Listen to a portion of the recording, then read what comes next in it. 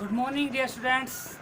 ATS school Bansur द्वारा संचालित कक्षा 11 की जीव विज्ञान विषय की ऑनलाइन कक्षा में मैं महासिंह नाहरवाल आप सभी का एक बार फिर से स्वागत करता हूं।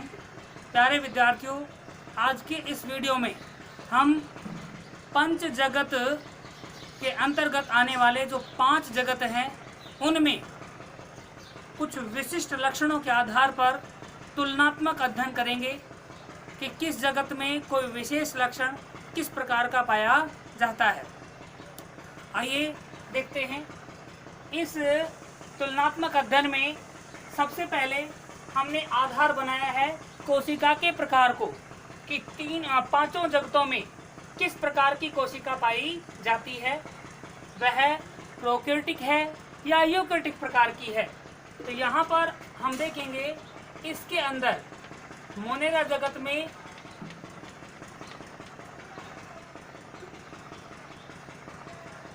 प्रोकैरियोटिक प्रकार की कोशिका पाई जाती है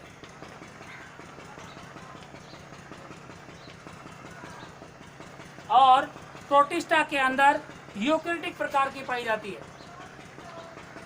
यानी यहाँ पर इसके अंदर केंद्रक झिल्ली पाई जाएगी, इसलिए इनकी कोशिका है वो यूकैरियोटिक प्रकार की कहलाती हैं।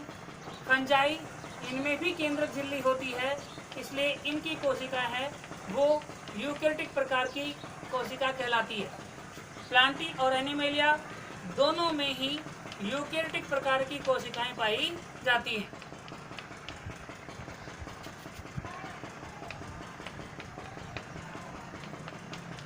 ये पहला तुलनात्मक अध्ययन हमने किया है कोशिका के प्रकार के आधार पर, और कोशिका का जो ये प्रकार बना है ये बनता है केंद्रक झिल्ली के होने या नहीं होने के आधार पर। तो मोनेरा जगत के अंदर जो जंतु आते हैं, जो जीव आते हैं, उनमें कोशिकाओं के अंदर केंद्रक झिल्ली अनुपस्थित होती है, इसलिए ये प्रोकैरियोटिक कहलाते हैं। शेष सभी 4 जगत जो बचे हैं इनके अंदर कोशिकाओं में केंद्रक झिल्ली उपस्थित होती है, इस कारण इन्हें यूकैरियोटिक कोशिका वाले जगत कहा जाता है। यहाँ पर तुरंत ही हम केंद्रक झिल्ली को भी समझ सकते हैं, इनमें नहीं है, इसीलिए ये क्या है, प्रोकैरियोटिक हैं। तो यहाँ हम केंद्रक झिल्ली के सामने लिख देंगे अनुपस्थित। और ये यूकैरियोटिक हैं, प्रोटिस्टा, फंजाई, प्लांटी और एनिमेलिया, इसलिए इन सभी में केंद्रक झिल्ली उपस्थित होगी।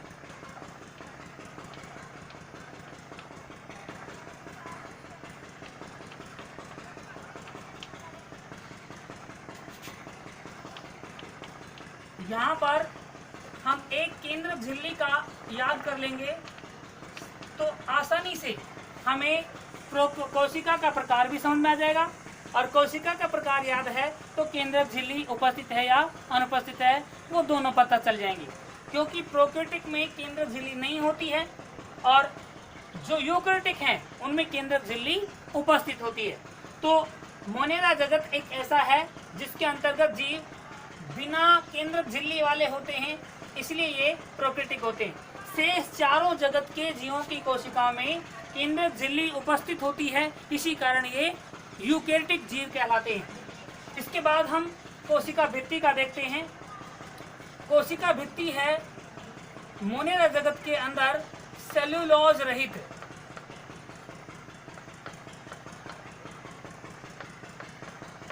सेल्यूलोज रहित होती है और यह बनी होती है बहुशर्करा पेप्टिडोग्लाइकेन, पेप्टिडोग्लाइकेन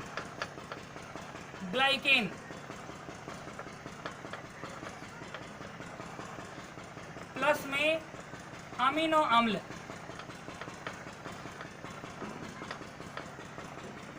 ये 2 चीजों की इनमें कोशिका भित्ति होती है।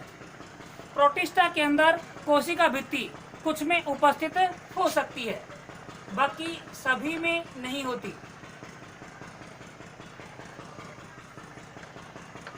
कुछ में उपस्थित। जो फंजाई है इनके अंदर कोशिका भित्ति होती है, लेकिन वह सेल्यूलोज रहित होती है।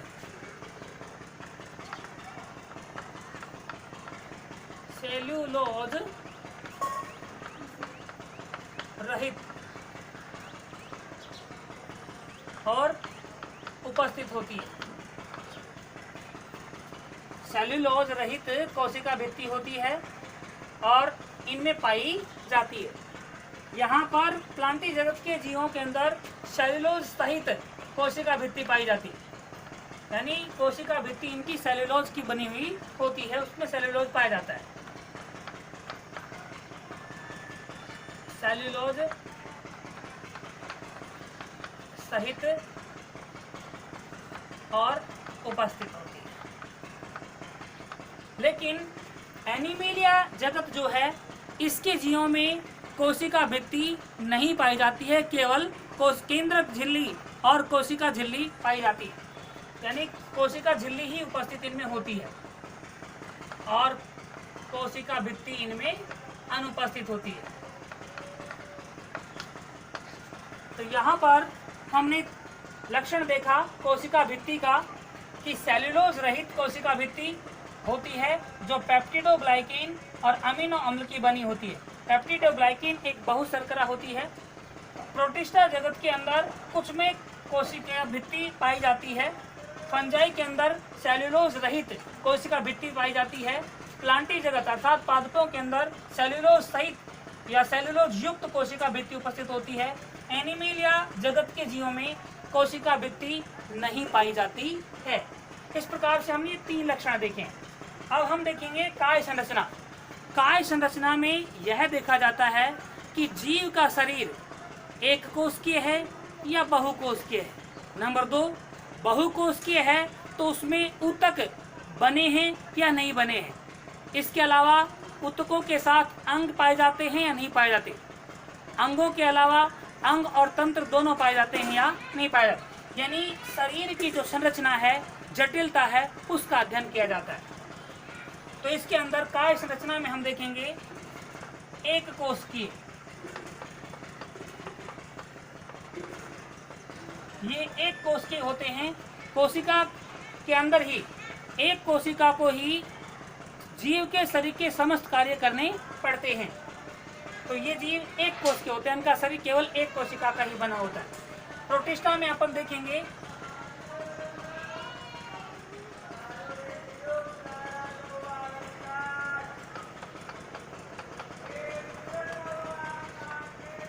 प्रोटिस्टा जगत के जीव भी एक कोश के ही होते हैं।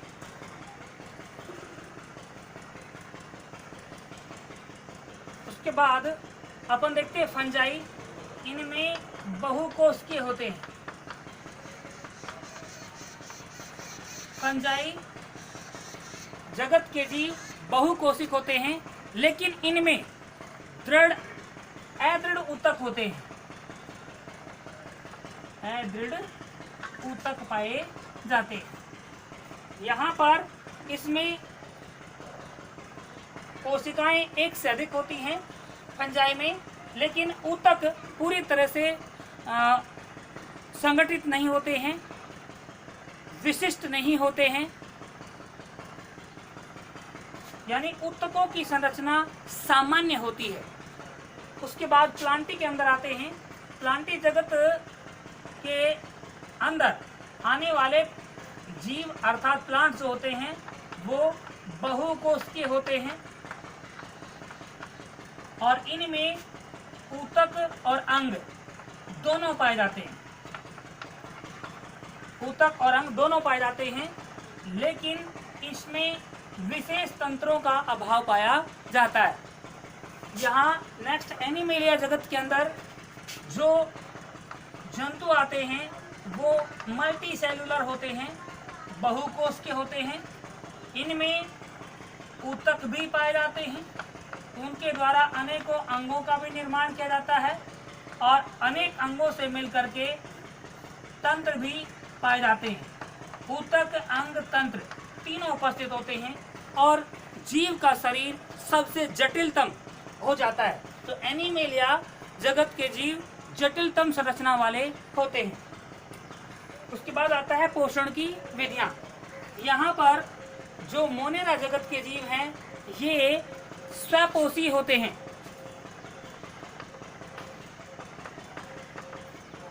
स्वपोषी, इनमें प्रकाश संश्लेषण होता है, कुछ में कुछ रसायन संश्लेषी होते हैं, यानी रासायनिक पदार्थों से अपना पोषण प्राप्त करते हैं। रसायन संश्लेषी, कुछ मृतोपजीवी होते हैं, मृत जीवों से अपना पोषण प्राप्त करते हैं। नेक्स्ट देखेंगे प्रोटिस्टा के अंदर, प्रोटिस्टा के जो जीव हैं वो भी स्वपोषी होते हैं, लेकिन ये प्रकाश संश्लेषी और परपोषी के रूप में पाए जाते हैं। प्रकाश संश्लेषी और ये परपोषी के रूप में पाए जाते हैं। नेक्स्ट आता है फंजाई के अंदर। फंजाई के जो जीव हैं ये स्वपोषी नहीं होते, ये परपोषी होते हैं, अर्थात ये दूसरों से पोषण प्राप्त करते हैं। इसके अलावा ये मृतोपजीवी भी होते हैं, ये मृत जीवों से भी अपना पोषण प्राप्त करते हैं। नेक्स्ट प्लांटी जगत के जो जीव आते हैं ये स्वपोषी होते हैं और प्रकाश संश्लेषी होते हैं। इनकी कोशिकाओं में हरित लवक पाया जाता है, जिसके कारण ये प्रकाश की उपस्थिति में, सूर्य के प्रकाश की उपस्थिति में अपने लिए भोज्य पदार्थों का निर्माण स्वयं करते हैं, इसलिए ये प्रकाश संश्लेषी कहलाते हैं। लेकिन जो एनिमेलिया जगत के जीव आते हैं ये स्वपोषी ना होकर के परपोषी या विषमपोषी होते हैं। ये शाकाहारी, मांसाहारी इत्यादि रूप में होते हैं। साथ ही इन्हें प्राणी समभोजी भी कहा जाता है। प्राणी समभोजी, ये कई बार आता है कि एनिमेलिया जगत के जीव निम्न में से होते हैं, तो हम उस समय प्राणी समभोजी मिलता है तो वो लिखेंगे। प्राणी समभोजी किन्हें कहा जाता है? प्राणी समभोजी के अंतर्गत उन जीवों को सम्मिलित किया जाता है जो ठोस पदार्थों को निगल कर खाते हैं या अपना भोजन प्राप्त करते हैं, यानी भोजन जो होता है वो ठोस रूप में ग्रहण करते हैं, वो प्राणी समभोजी जंतु या जीव कहलाते हैं। उसके बाद आता है प्रजनन की विधि।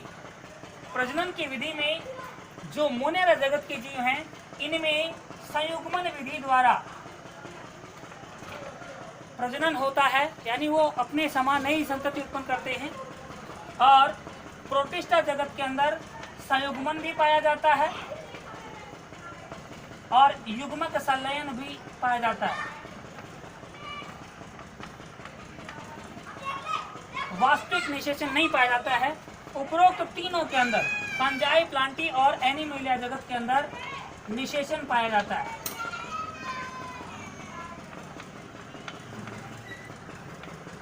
इन तीनों में निषेचन होता है। इस प्रकार हमने यहाँ पर जो पांचों जगत हैं उनमें कोशिका के प्रकार, कोशिका भित्ति, केंद्रक झिल्ली, काय संरचना, पोषण की विधियां और प्रजनन विधियां, इनके बारे में पांचों जगतों के अंदर तुलनात्मक अध्ययन किया है, जिससे हमें ये समझने में सहायता मिलेगी कि किस जगत में किस प्रकार से कौन सा लक्षण अलग अलग प्रकार का पाया जाता है, जिसके आधार पर ही उस जगत के अंदर जीवों को सम्मिलित किया गया है। उम्मीद करता हूँ आपको ये तुलनात्मक अध्ययन वाली, जगतों की तुलनात्मक अध्ययन वाली सारणी आपको समझ में आई होगी। Thank you.